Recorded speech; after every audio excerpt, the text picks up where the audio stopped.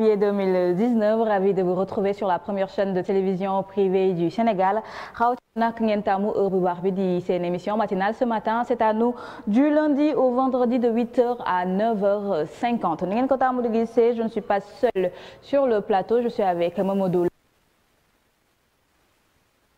Bonjour. Bonjour Kadia si maa ngi lay nuyu. di nuyu téléspectateurs yi ñi seetaan fajar rawatina waa Daara Jolof ak waa Mauritanie. di nuyu également Majib Gueye. Majib Gueye qui aime se faire appeler le bébé de l'animation sénégalaise. Majib, bonjour. Bonjour à toi Kadia et bonjour à tous les téléspectateurs de la 2STV. Bonjour à toi mon frère MLK. di nuyu aussi tous les téléspectateurs de la 2STV rawatina ñi nga xamante ni ñoo yeewu ci suba di xaar li nga xamante ni mooy seen émission ce matin c'est à nous. di nuyu aussi sénégalais de l'extérieur yi nga xam ni actuellement ñu ngi suivre partout dans le monde. Kadia mi ngi di nuyu également Seynabou Ndiaye ak ki nga xam ne moom mooy Ibrahima Balde Seynabou nag dafa mel ni lim doon jiñ démb MLK naan ko da ngaa tox ëmb moom moo ko mujjee tox ndax baat bi dafa dee. On passe également à Ibrahima Balde di ko présenter suñu ay condoléances ci mbokkam boobu nga xam ne moom moo wàññeeku. ñu wéyandil programme bi wax lu jëm ci wàllu actualité laata ñuy nuyu suñu gan moom mi nga xam ne moom la ñu yónnee moom mi jógee foofule ba diwaanu Thiès ca école polytechnique bi. Mamadou Ka ñu bàyyi la nga nuyu teg moom tey tàggat yaram xanaa tey amul. ñu nuyu ko ba pare ñu nuyu gan bi d'accord ñu dalal ko sëñ bi Diaw ñu ngi lay nuyu. di la dalal di fàttali ne yow yaay suñu ganu tey di ganu matinal bi. yow nag yow yaay directeur école polytechnique bu Thiès. ñu bàyyi la nga nuyoo ak mbokki téléspectateurs yi. waaw maa ngi leen di nuyu di leen sant di leen gërëm ci invitation bi di nuyu mbokki téléspectateurs yi daanaka 2STV ñu ngi leen di gërëm au nom de l'école polytechnique ci invitation bi nga ñu invité. mën a waxtaan ak yéen ci polytechnique la fa xew ak lañ fay doxal ak ngir jàppale Sénégal. li tax nag ñu invité sëñ bi Diaw Kadia mooy alar bu jot dañuy waxtaane lii di jàng ak jàngale sunu mbokk Ibrahima Balde moom mooy animé rubrique boobu waaye ni ko Kadia xamle sànq dafa am mbokkam bu wàññeeku ñu koy jaale ci mbokkam boobu la di ko ñaanal yàlla xare ko aljanna kon su kanamee incha allah ñu ñëwaat ak yow. jëm ci wàllu actualité ak suñu invité bi jógee ci école polytechnique de Thiès am na ay xew-xew yoo xam ne jot na fa xew ni ki démb. remarqué nañ ko itam barki démb mais mel na ni démb bi dañoo làbbaliwaat fas bi. donc ML ñu bàyyi la nga déroulé. waaw Kadia ni nga ko waxee noonu la depuis bi nga xam ni conseil constitutionnel génnee na li nga xam ne mooy liste provisoire ñu préciser ko. Candidat yi nga xam ne ñoom la ñu retenir ngir jongante 24 février 2019 boobu ba tey nag ñi ngi nemmeeku ne fitna mi ngi juddu mi ngi yeewu fii ci réewum Sénégal li ko waral nag mooy dafa am ñoo xam ne ña ñu àndaloonal maanaam ci mel ni ñi ànd ak Karim Wade ak ñi ànd ak Khalifa Sall dogal bi conseil constitutionnel jël neexu leen ba tax na nag gis nañu ne démb lu ci mel ni VDN bi am na ay fitna yu fa am ay ndaw nag ñoo ko sooke taal ay pneu ci VDN bi baare li nga xam ne moom mooy circulation bi leneen itam lu ñu nemmeeku ci fitna wax nga ko sànq ci xibaar yi mooy bus lu toll ci juróom-benn bus yu Dakar Dem Dikk yoo xam ne dañu leen tojate yàq leen loolu nag bu ñu ko nemmeekoo ci ni nga xam ne moom mooy pré-électoral maanaam ñi ngi jëm ci élection dañuy xaw a am njàqare ndax loo xam ne ñëwagul bu fekkente ni mooy jur fitna bu amee ba noppi lan lay jur donc mooy loo xam ne war nañ ci bàyyi xel bu fekkente ni mën nañu am ay image ak régie bi ñu xool bu fekkente ni yemb na ak Badiane Mané mu may ñu ay image bu fekkente ni itam yambul ñu wéyal ba tey waxtaan yi ñu wéyandil waxtaan bi ci li nga xam ne moom mooy yëngu-yëngu yi ñu nemmeeku ni ki démb en fait man li ma ci gën a interpellé et ça m'a choqué je vais le dire parce que je l'ai suivi ci benn direct bu suñu benn confrère bu nekk ci site en ligne daal di amal da nga gis ni xale yi en fait opposition bi ñoo woote woon à une conférence de presse pour xool yan stratégie la ñuy dérouler et tout ça mais au sortir de ça ndaw ñi dañ ne en fait ñoom sonn nañ ci wax ji il est temps d'agir à la suite de ça la ñu génn commencé di taal pneu et tout ça mais ce qui m'a choqué c'est que dirigeants politiques yi ñi nga xam ne ñoom ñoo fay nekk ci kujje politique bi bëggoon laaj lu jëm ci magistrat lu jëm ci chef nekk njiital réew Sénégal ñoom ils étaient à côté les bras croisés comme ça pendant que les jeunes eux ñoom ñoo fa nekkoon di jàmbarloo ak takk der et tout ça après je me suis dit bu fekkee ni ñoom à chaque fois dañ leen di dégg ci télé yi ñuy woo xale yi ñuy woo ndaw ñi à ce que ñu génn à ce que ñu manifester pour la démocratie comme ils le disent la démocratie ça s'arrache et à côté ñoom ñu ngi toog taxaw croiser les bras est-ce que ça en vaut vraiment la peine parce que bu mettit di am bu ñuy dóor ñun la ñuy dóor bu ñuy sànni lacrymogène ñun la ñuy sànni lacrymogène bu ñuy jàpp itam ñun la ñuy jàpp ñoom ñi nga xam ne nag ñoom ñooy woote démocratie il faut aussi que ñu soobu ci bataille bu fekkee nekk na loo xam ne soxal na leen. je suis parfaitement d'accord Kadia c'est-à-dire que jeunes yi dañu leen di utiliser. te utilisation bi ñu leen di utiliser du utilisation pour la plupart du temps bu baax. ñu ngi fàttaliku en diggante 2011 ak 2012 li fi xew ñaata ndaw. ñoo ñàkk seen bakkan ci ay fitna yoo xam ne pour man toogoon waxtaanee ko. parce que démocratie. toll na en tout cas fii ci Sénégal foo xam ne waratuñu gis yenn acte toj bus franchement war na nekk loo xam ne lu ñuy dépassé la loolu waratul nekk actualité fii ci Sénégal bus boo xam ne yow yaa ko moom le contribuable sénégalais parce que je pense que sénégalais yëpp tey conscient nañu ne état yow la man la Kadia la directeur école polytechnique ak keneen ak keneen ak keneen donc li nga xam ne sa alal la boo demee ba di ko yàq franchement c'est incompréhensible beneen affaire bi mooy à côté am na ay jeunes yu conscients parce que jeunes yi nga xam ne dañu dajaloo ne ñoom du ñu bëgg débat ñooñu kenn du leen gis ci mbedd ñuy taal pneu c'est clair ñooñu kenn du leen gis ci mbedd ñuy toj bi je pense que loolu tey moom moo war a nekk li nga xam ne moom mooy taxawaayu ndaw yi ñu bañ li nga xam ne ñoo di politique yi di leen di utiliser te bés bu ñu yeggee ci nguur gi fàtte leen te la plupart du temps noonu lay demee bu fekkente ni bëgg nañu jot ci nguur dañuy woo ndaw yi te duñu leen woo ci lu baax duñu leen woo ci waxtaan li ñu leen di woo mooy ci fitna lañ leen di woo te bu ñu xasee ba jot ci nguur gi jeunes yi ñooy toppaat seen ginnaaw di daw je pense que loolu tam ndaw yi war nañ ko comprendre aujourd'hui je pense directeur am na loo ci bëgg a wax ndax yow da nga jiite école boo xam ne école d'excellence la muy école polytechnique je pense que étudiants polytechnique yi duñu comporter woo de façon violente dans la rue loolu moom du luñ leen digal duñ leen di tàggat école la dañuy wax école éducation continue loolu aussi dañ koy fexe ba yooyu génne ko ci seen xel dès le départ parce que bu ñuy wër Sénégal di seet xale yi gën a xarañ pour dajal leen fa dañoo bëgg bu problème amee ñu utiliser seenum xel waaw mbaax seen wala waaye kenn laajul dañuy utiliser seen doole parce que violence dafa nekk loo xam ni dañ ko bannir ci fépp buñ dee xool ñu fiy roy ñëpp non violence la ñu woote woon violence dafa réglé wul dara et puis comme si ko sëñ bi waxee léegi lakkaloo moom yàqaloo moom tëlloo moom Sénégal dafa war a dépassé loolu enjeu Sénégal dafa weesu pour man loolu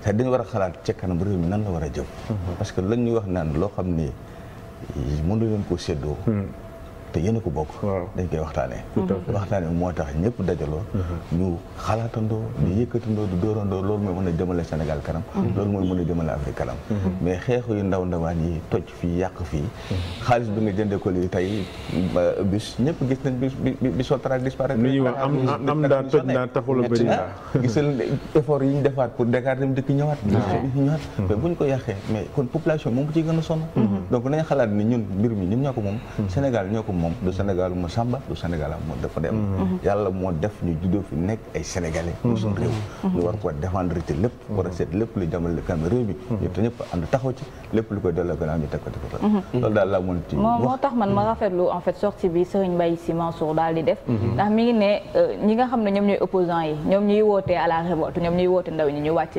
ci mbedd mi ñoom nañ ko jiite Magib nañ jiite bataille ba pare nañ nekk en première ligne ba pare balaa ñenn ñi di leen fekk si bon man je trouve que remarque bi ñëpp def démb bon ñëpp dañoo jaaxle quoi dañoo sax tiit tey ku bëgg a xëy tey suba tey ku waroon xëy 7 heures da ngay xëy 5 heures du matin wala 4 heures du matin parce que da ngay tiit ragal jàpp ni boo yéegee ci bus mën nañ la dogaale arrêté bus bi dugg jaxase ñi fa nekk ba pare aussi dafa am leneen lu làqu ci biir jaxase démb am na maanaam toj bus yi te jeunes yi dama jàpp ne ñi nga xam ne ñooy def loolu ci boppam conscient wuñu xamuñu ñu loolu alalu réew mi la parce que loolu yëfu MLK la yëfu Kadia la yëfu professeur la ñun ñëpp la tey suñuy frère ak suñuy rak ak suñuy am di jàmm ñoo ciy yéeg dem di liggéey ngallaawaay ki nga xam ne day yeewu fajar takk ay dàllam di uti lu mu am dugg ci bus bi ba am yaakaar fa mu jëm pour daan dooleem nga arrêté ko di toj bus du ko yàqal nga sa mbokk te sax yëgoo ko donc nañu dellu si waat xel yi ba pare dafa am leneen lu làqu ci biir ñi ngi naan dañuy toj bisu mais jeunes yi nga xamante ni bon xaw ma ñooñu nan la xaw ma ay agresseur laa leen mën tuddee xaw ma lu ma leen mën tuddee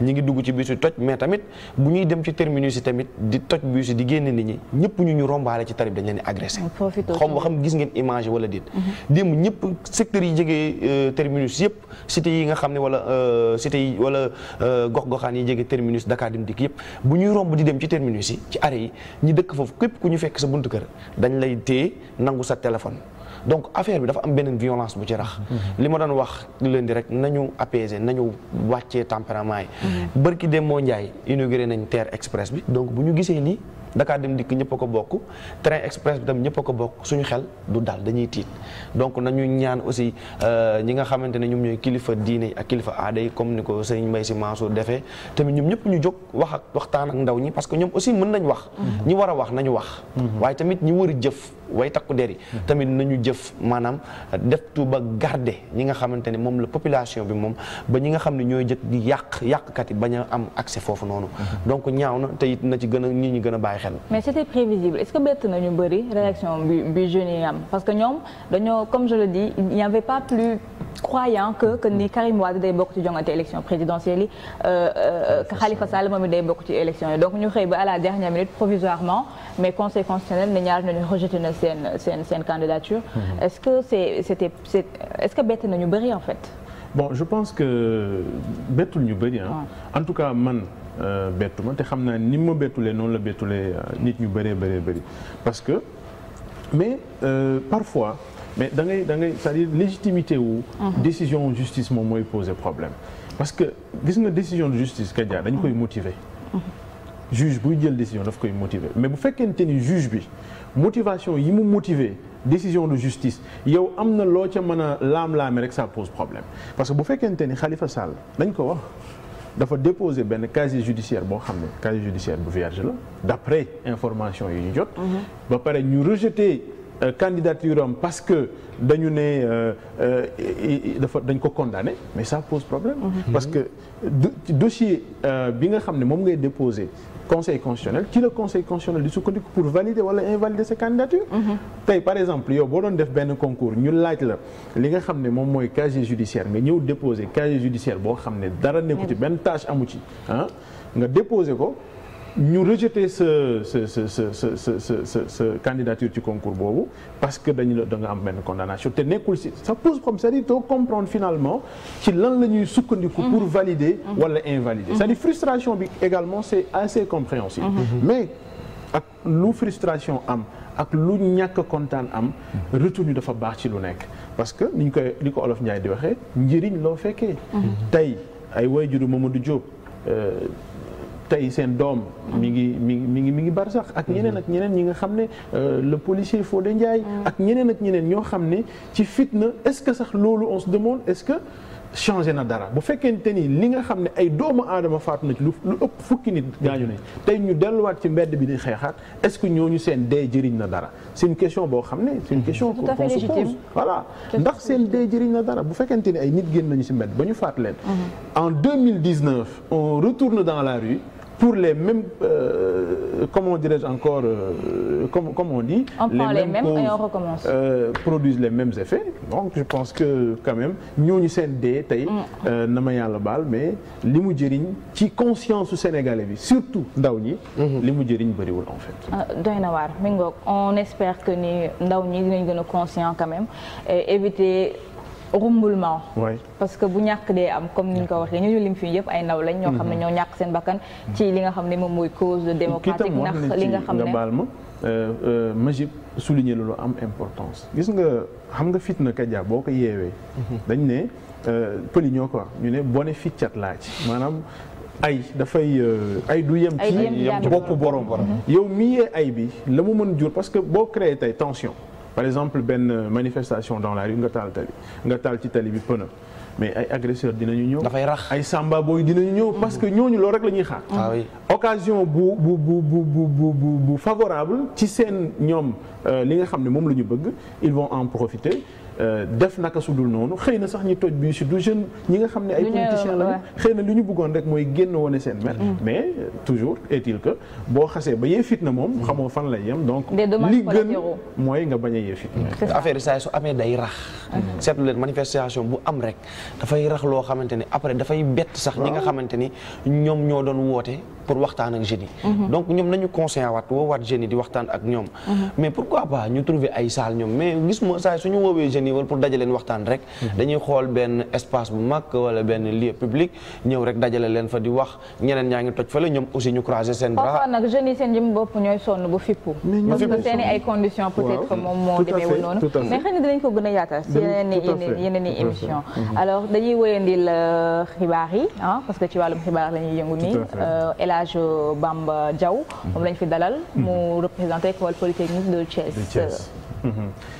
Bamba Diaw ni nga ko waxee Kadia moom mooy directeur école polytechnique bu Thiès. école polytechnique bu Thiès ñu ngi ko créé en 1973. ki ko taxaloon di président Léopold Sédar Senghor. bu mu juumulee booba ak léegi école bi doon na école d'excellence parce que formé na ay ingénieurs ci wàllu électromécanique ci wàllu génie civil. je pense que Sénégal bokk na ci sous-région bi en tout cas ingénieurs yi gën a xereñ en tout cas ci wàllu génie civil ak électromécanique. tey fan la école bi tollu ci li nga xam ne moom mooy jàngale ak former li nga xam ne moom mooy élite intellectuelle sénégalaise.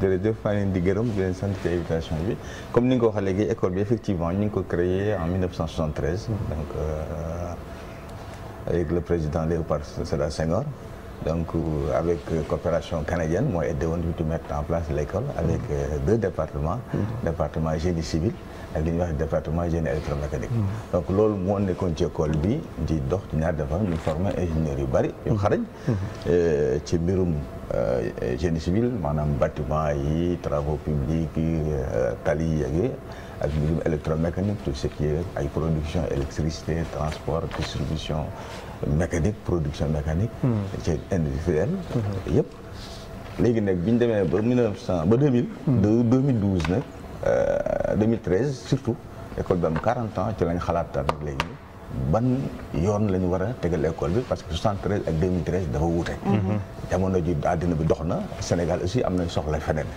ñu xool ni informatique dafa nekk loo xam ni àddina bi fa la jëm ci lañ mettre en place benn département bu ñuy wax informatique ak télécommunication mu ñëw fekk si département yi fi nekkoon génie civil ak électromécanique alors bi ñuy samp département boobu informatique ak télécommunication dañu indi beneen façon njàngale li mu bees mooy maanaam une formation alternance école entreprise maanaam élèves yi nekk ci département génie informatique et télécom bu ñu ñëwee parce que xam nga ñun dañuy def benn tronc commun d'abord parce que pour nga dugg fa dañuy def concours Sénégal yëpp 17 centres ubbi nañ ko ba Kédougou am nañ fa centre pour seet ndaw yi nga gën a xam ne ñoo gën a xarañ ci seen i morom yi nekk terminal scientifique S1 S2 S3 ak T bu ñu leen dajalee ba pare ba ñëw ñu sélectionné leen ñu dogal leen pendant 2 ans la ñuy wax tronc commun benn la ñuy wax prépa intégré xam comme Sénégal amul classe préparatoire aux grandes écoles dañu amoon prépa intégré bu ñuy wax tronc commun de 2 ans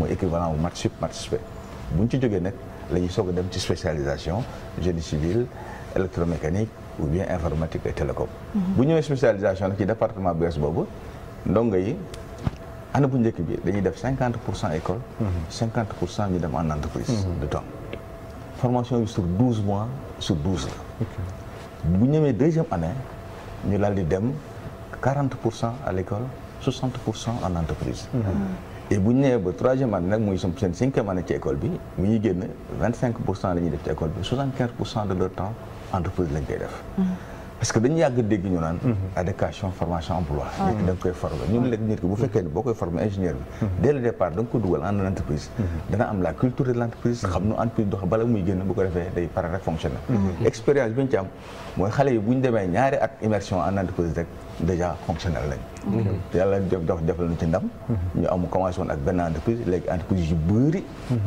dugg si na ci ba ni may fexe ak yéen nii benn entreprise internationale xam naa jarul ma koy tudd ñëw na barki dem boo Njaay Maroc la nekk pour jël ñeenti ndongo yóbbu leen Maroc ñu koy xam na léegi ñëw dem nañ alternance boobu ñu koy def tax à l'international maintenant léegi ñu daal di xool parce que boobu aussi dañu anticiper ñu xool ni PSE bi mu ñëwee. ñu xool programme bi besoin industriel bi PSE yi. ñu xool ne aéronautique équipement moo ci aéronautique maintenance. ñu ne comme ñun suñu rôle mooy fournir Sénégal ay xale yu xarañ ci domaine yu réew mi soxla ñu nga xam ne Sénégal dana ko soxla. ay BD mi ngi ñëw. ñu wax Air Sénégal ñu ne il faut ñu former des jeunes ci côté aéronautique. ci la ñu dugalee filière aéronautique bi. def ñu nuyee ay partenariat ak école de l'armée de l'air. kon aéronautique bi ñu ko intégré si école bi yàggul. mooy première promotion bi ren la génn. waaw ñu ngi soog génn 2018 bii la première promotion bi génn. mais promotion bu mixte la dañ dem ànd ak école de l'armée de l'air nga xam ni dafa amoon 9 lañ jëloon parce que comme dañu doon tàmbali. dañuy jël lu yem. nga xam ne dañu ko maîtriser. bañ a def benn erreur léegi ñetti militaires ñoo ci nekkoon ak 6 civils. léegi ñetti militaires yi ñoom option pilotage lañ defoon. donc ñaari pilote avion ak benn pilote hélicoptère. 6 yi civils yi ñoo orienté leen ñoom maintenance. et que maintenance gestion exploitation du transport aérien. yàlla defal ñu ci ndam parce que ay xale yoo xam ne xale bi ñu génnee. ñëpp nangu nañ. àddina bi ñëpp wax nañ ci. ñoom yeneen BBC à l'international ñëpp. wax nañ ci pour wane ni polytechnique dugg na ci parce que dañu jàpp ni Sénégal soxna loolu. parce que Thiès mi ngi développé. li ñu woon sax Thiès day jógee capitale de rail dem capitale de l'aéronautique. il fallait que ñu am cet esprit de comment dire d'anticipation là. beneen bi aussi. mooy bi ñëwee président bi mu ñëwee yenn ko fàttaliku yoonu yokkute dafa waxoon ni énergie mooy objectif agriculture ak infrastructure yi. donc on s'est dit que dans l'énergie ak fii àddina bi jëm il faut ñu dem ci énergie verte yi ñu mettre en place benn master interuniversitaire sur les énergies renouvelables pour développer la recherche aussi technologique au niveau de l'EPT ñu lëkkaloo ak université de Gaston Berger ak Alioune Diop bu Bambey ak Ziguinchor pour def master boobu nga xam ne dañuy lëkkaloo suñu doole. étudiant bi dafay inscrire soit polytechnique wala UGB wala ay Diop mais on suit le même programme. bu amee matériel bu ñu am Thiès te Saint-Louis amu ko waa Saint-Louis ñoo def seen travaux pratiques foofu. bu ñu amee enseignants yu am Thiès amul Saint-Louis enseignants polytechnique yi dem Ndar jàngale ji. donc noonu lañ def ba asseoir cette formation nga xam ne c'est la première fois. ay institutions d'enseignement supérieur Sénégal boole seen doole pour mettre en place cette formation là. gis nañu itam ni directeur depuis quelques années. en tout cas gis nañu ne lii di wàllu privé bi. dañ ko introduire ci école yu bëri. nemmeeku nañ ko ci ESP bu Ndakaaru. est-ce que loolu moo am tam ci école polytechnique bi Thiès. waaw école polytechnique loolu amu fa. ok amu fa c'est complètement public lépp c'est public boo duggee amul concours ngay def pour dugg fa master énergie renouvelable la ñuy jël sur titre jeex na. mais formation payante moom amul école polytechnique bu Thiès. amoon na fa ay temps bi ñu nekk ESP mais après amatu fa léegi. ci wàllum projet plan Sénégal émergent sànq àddu nga jëm ci Air Sénégal. ci TER tamit ndax école polytechnique am na taxawaay bi mu am ci mbir mi wàllum TER. waaw TER waaw projet yi yëpp boo demee ingénieur polytechnique ñi nga fa. xam nga li may faral di wax toujours mooy. bu ñu xoolee pôle urbain de Diamniadio. ki ko jiite mën naa ko sama xarit Seydou Sy Sall. polytechnique la génne. ministre Seydou Sy Sall polytechnique la génne. boo demee tey ci TER bi maanaam waa Eiffage dafa nekk. daanaka mën naa ni bëri polytechnique lañ jógee. par exemple le directeur technique bi nga xam mooy projet TER bi. polytechnique la génne. ki yor coordonnateur travaux yi ak études yi polytechnique la génne. yenn chef de projet yu bëri polytechnique lañ génne. donc ñun loolu mooy suñu rôle. donc former ay ndaw yoo xam ni. fu réew mi bëgg a jëm ñoom dañu mën a porter développement bi loolu mooy suñu objectif. nga xam ne fii ay Sénégal lañ doon fii lañ leen di former jox leen ay compétences bu ñu amee un problème local ñu trouver des solutions locales. loolu mooy suñu objectif ci loolu la ñuy wax. justement ci wàllum compétence boobu nga tudd parce qu'en général bu yenn projet yi ñëwee Sénégal dañuy faral di gis ni doomu bitim réew. ñoom ñoo ñëw accompagner mbir mi bu ñu leen laajee lan moo ko waral la raison dañu naan manque de compétence. mën nañu wax ni maintenant c'est révolu avec école polytechnique de Thiès puisque ñuy former ay jeunes yoo xam ne ils ont les capacités. nekk ci train express régional bi nekk ci Air Sénégal ak yeneen projets yi nga xam ne ñu ngi koy waajal. non kooku je crois que dama naan ñun possibilités yi am sax xëy na dañu ko xamul. parce que aujourd'hui même entreprises étrangères yi fii ñëw boo dee xool. mais ay Sénégalais presque yoo xam ne fii lañ leen faroo ñoo nekk ci biir. boo demee tey ci TER bi Sénégal yi fi nekk yëpp.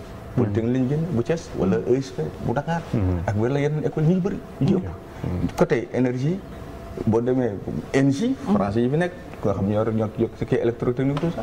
ña fa nekk ñi ci bari Sénégal gi lañ leen formé. mais donc quand même on a des compétences locales. xam nga lu may war a faral di wax gars yi. dama leen daan xool leen SDE. directeur général bi politique la génne. ba ci ouvrier bi gën a ndaw ñëpp ay Sénégalais lañ. ñëpp ay Sénégalais lañ. on a les compétences qu'il faut. man moom loolu dama ko yàgg wax te dama ko gëm. parce que damaa xam ne beneen exemple laay jox rek bu mujj. ñu ngi koy wax mooy l'Institut national pétrole et gaz.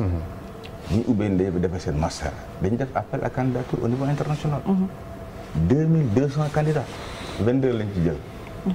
10 ci Polytechnique bu Thiès lañ génne. macha allah 4 yi non 3 yi IPSL mooy Institut Polytechnique bu Saint-Louis fa lañ génne. te ñun IPSL mën naa ne Polytechnique lañ génne parce que ñun ñoo leen jàppale ñoo koy jàngale. am collaboration. yeneen 4 yi ESP lañ jógee. donc maanaam 17 sur 22 fii lañ leen appel international Sénégal lañ leen formé. donc ça veut dire que am nañ ay compétences et puis dañuy am retour. dañuy étudiants yi dem jóge Polytechnique dem bitim réew de ci seen prof yi di woote ñu xale yi ñoom xarañ nañ kat ñu leen jàngale ba dem la kenn ñëw som ci bureau dama seen benn prof de ko mu si woo bureau ne ko yow foo jóge mu ne ko Sénégal laa jóge mu ne ko ban école nga jàng mu ne ko Polytechnique nee na mu dugg site internet bi ne ko seen école dinaa fa ñëw seet si ba xam dañuy jàngale très bien macha allah voilà MLK man dafa am benn filière boo xam ne dafa am solo ci école bi mooy filière aéronautique bi nga xamante ne mooy filière bi mujj donc nekk na filière boo xam ne bu njëkk buñ ko bëggaan dañuy génn dem bitim réew ndaw yi dañuy jàng ba am seen i lijaasa dem bitim réew jàng ji ko waaye léegi mën nañ ne filière boobu mi ngi fii école polytechnique bu Thiès te loolu aussi dafa am solo ci développement dëkk donc man sama laaj bu njëkk monsieur le directeur mooy que ni école bi nga xamante ne mooy polytechnique bu Thiès dafay former aussi ay pilote aviateur parce que man moom bon bëggoon naa ci côté aéronautique bëggoon naa ko trop booba nekkee xale quoi côté aéroport affaire yooyu noonu. pilote nga bëggoon doon waaw pilote laa bëggoon doon quoi di dawal avion xam nga donc est-ce que mën naa ñëw jàngi si foofu d'abord. waaw li ma bëgg li may leeral defal ko li may leeral mooy dañu lëkkaloo ak école de l'armée de l'air. ok école de l'armée de l'air ñoom seeni besoin parce que aussi ñaari contexte la xam nga dama wax ne ñun suñu rôle mooy former ay cadres yi Sénégal soxla. mais armée de l'air ñoom itam seen problème mooy dañuy am ay avions yu bees. dem ba am problème personnel. ba pare seen partenaires yi leen daan formé. commencé place yi wàññeeku loolu mooy réalité bi. léegi bu ñu dajaloo ñu ne ñun bu ñu boolee suñu doole war nañu mettre en place ici au Sénégal cette formation là. te promotion bi njëkk a génn ay Sénégal benn. coopérant moo ci jox benn modèle mais néew nañu de bëri ñaata lim ci pilote lañ la ngeen génne foofu ci année bi premier promotion. non pilote yi 3 lañ. c'est les militaires. benn pilote aviateur 2 pilotes comment dire avion. maintenant ñun civils yi on les a orientés vers la maintenance. l'exploitation du transport et le management du transport aérien. super mais aujourd'hui école de l'armée de l'air am nañ simulateur de vol. donc il n'est pas exclu que dans la suite aussi ñu former des pilotes civils. ça moom c'est dans les projets. et c'est possible dama la benn module première promotion la benn français joxe. li ci des lépp ay Sénégalais yi ko jóge fii ñu may gërëm ma ko permettre DG ANACIM. parce que daf ci jàpp bu baax a baax. ay ingénieurs ANACIM ñoo ñëw yenn module ñoom ñoo ko jàngale si. donc pour dire qu'on a des compétences partout. qui dormaient quelque part. ñu ñëw réveiller leen mais dañuy kontaan ci ñëw jàpp si. damay rebondir bitim réew daal ñëw di jàngale fii ci domaine boobu am nañ ko. deuxième promotion bi amul benn étranger bu ñu bokk wax la loolu. dama bëgg rebondir tuuti ci question bi nga xam ne Kadia soulevé na ko sànq. ci wàllu compétitivité. li mu wax je pense que war nañu ci insister tuuti. dañuy seetlu ne par exemple bu fekkente ni en tout cas confier nañu benn programme wala benn projet. entreprise sénégalaise exécution bi du jaar yoon. gis nañ ko fi ba tàyyi am na fi benn entreprise du ma tudd tur bi def na fi ay tali yooyu ñu tooj defaraat ko et cetera te du loolu rek. mais bu fekkente ni entreprise étrangère la muy française wala muy chinoise wala di indienne. mais exécution bi dafay jaar yoon loolu ci lan la dépendre est-ce que dafa dépendre ci moyen wu entreprise bi wala ci compétence parce que man j'arrive pas à l'intégrer. bon yooyu wax dëgg yàlla boo dugg ci biir. doo xam nu mu demee. mais bu dee liggéey rek man xam naa ni en tout cas Sénégal yi ñuy formé mën nañ liggéey. xëy na dafa am yeneen considération yu nekk ci biir yoo xam ne ñun peut-être xamuñu ko ça nous échappe. benn exemple rek lay joxe. football bi nga xam ne dañ daan am entraîneur tubaab. problème mu salaire daaw am. bu ñu amee entraîneur sénégalais. problème mu salaire. ça veut dire que ñun respecté woon te wuñu. en tout cas. war nañ mën a def li tubaab def introspection. xoolal suñu bopp bu baax. parce que dama ko wax toujours nañ dox nit ñi confiance bàyyi leen liggéey. dama ko faral di wax ne xëy na ñun ci bari UCAD lañ tàmbalee. léegi dem bitim réew mais mosuñu jël ndax de suñu classe. nañ jox confiance bàyyi ñu liggéey. tout à fait loolu moom dama koy confirmer parce que mas naa assister ci benn rentrée universitaire bu fac droit ki nga xam ne moom mooy je pense directeur de l'enseignement supérieur moom moo ko mu ne ñaari étudiants dañu cartouché à l'université de Dakar ñu dem France nekk seen major promo loolu c'est quand même c'est inédit. cartouché à Dakar et nekk ay major. ñun bi ñu nekkee Dakar dañu daan wax ne xëch moom ku fi jógee foo dem. foo dem jàll foo dem bokk la daan faral di wax. mais aussi bu ñu nangu nañ xam ni quand même un système éducatif sénégalais c'est dafa dañ ko reconnaître partout. aujourd'hui au niveau de l'enseignement supérieur ñëpp xam nañ Sénégal muy def ay jéego yu rëy. moom ñu daal di jeexalee ci perspective yi parce que 1973 ba 2019 quand même xaw na yàgg est-ce que lu jëm ci wàllum processus de modernisation yéen a ngi ciy bàyyi xel wala commencé ngeen ciy teg ay jéego. waaw loolu moom benn politique la boobu lañ njëkk a def. ak bi ñu ñëwee en 2013 dañu taxaw ñu ne léegi mi ñu naan xëy def daal. il faut mu xew yi il faut ñu taxaw. def diagnostic école pendant 40 ans lan lañ def. léegi fan lañ jëm. muy wax un document de stratégie. nuñ koy defee ak ñaan lañ koy defal. loolu lañ def ci lañ dégagé ñeenti axe. axe bu njëkk bi mooy relever le plateau technique. donc comme ni nga ko waxee 73 léegi donc on a travaillé sur ça. gouvernement Sénégal jàppale ñu baax. vraiment le ministre Mary Teuw Niane aussi accompagner ñu donc aujourd'hui lépp luy laboratoire yëpp équipé nañ leen équipement yu bees tax. ñi ngi tabaxaat actuellement 8 laboratoires yu bees yoo xam dañ koy équipé. côté aussi effectif. ak besoins yi parce que am nañ yenn dañu benn politique de diversification des filières. moo fi indi filières yu bees yi. mais am nañ yeneen ñu bëgg a dem. génie industriel par exemple. bëgg nañ ko tegal polytechnique projet technique bi pare na. architecture urbanisme amatul Sénégal de manière publique. depuis ñu fermé EAU. ñu gën a géométrique et sciences topographiques. projet scientifique bi pare na am nañu partenaires on a des équipements et tout. capacité d'accueil bi moo ñu bloqué woon. actuellement gouvernement bi ñuy tabaxal un nouveau pavillon de 200 lits. yoo xam ne pare dana yokk son capacité au niveau social. Avec la caisse de consignation et de dépôt, le ministère a signé une convention ñu defar 500 lits à l'EPT. Avec un service médical, un gymnase aussi de haut niveau. donc ñu ngi si. Aujourd'hui aussi comme ni ñu ko waxee perspective yi moom aussi mooy développer l'entrepreneuriat. au lieu étudiant bi génn. daal di demee wuti liggéey. mais former étudiant moom mu créé liggéeyu boppam. donc on a initié un centre de productivité et de développement industriel. boo xam ne mi ngi école bi day accompagner entreprise yi. de formation de la carte accompagner aussi les professionnels à mi-carrière. on peut mettre un MBA exécutif aussi un incubateur d'entreprise. ce qui fait que xale yi nga xam ni qui sont porteurs de projets d'entreprise dañ leen di garder l'école pendant 2 ans ñu utiliser l'expertise de l'école les moyens de l'école pour asseoir seen idée d'entreprise. après dem indi ñeneen. parce que ñooñu ñooy créer richesse ñooñu ñooy créer aussi ay emplois foofu la ñu gën a orienter affaire bi. ce qui fait que on a beaucoup de relations dans le document stratégique on a dit que l'école doit s'ouvrir ñu ay partenariats maintenant avec des entreprises publiques comme privées. comme aujourd'hui la dernière entreprise bi ñu signé convention ci domaine énergie la bon Senelec moom mën naa ko citer xam naa yaakaar naa donc ñoom ak yeneen yoo xam ne day tax élèves yi gën a xarañ ba la ñuy génn parce que dans leur formation aussi dañuy am stage obligatoire en entreprise. C'est important. En 2e année et 4e année stage obligatoire aussi en entreprise donc vraiment ñu ngi ci. et puis recherche bi aussi ñu ngi koy développer bu baax. au niveau de l'école polytechnique. ak le service à la communauté aussi. lan la polytechnique mën a apporter sur les besoins de la société ça aussi on est en train de travailler. am na solo je pense que question yu am solo yëpp yéen a ngi ciy liggéey yéen a ngi ciy bay seen waar pour indi ci seen wàll. ci développement réew mi. am na solo loolu la ñuy xaar ci ay établissement yi fi nekk li ñu naan responsabilité sociétale d'entreprise. dafa bokk ci li ñuy xaar ci entreprise yu bëri. ci école yu bëri ci bërëb yu bëri moom El Hadj Bamba Diaw nekk directeur école polytechnique de Thiès lañ fi dalaloon di la bàyyi nga wax sa dernier mot daal di tàggatoo téléspectateurs yi. waaw xanaa di woowaat Sénégalais yi rek. pour ñu ànd nekk benn xam ne réew mi ñoo ko moom suñu réew la ñu ñëpp. aujourd'hui fépp fu ñu mënti dem dañ faa tukki. bañ buñ ñu fa joxee nationalité dëkkuñu fa. Sénégal lañ dëkk ñu xam loolu. réew mi ñoo ko bokk keneen du ko defar ñun ñoo koy defar ñun loolu lañ gëm ci loolu la ñuy dox di leen gërëm di leen sant ci invitation yi def di leen wax ni Polytechnique Thiès ñëpp ñu ngi leen di gërëm di leen sant à travers ma voix.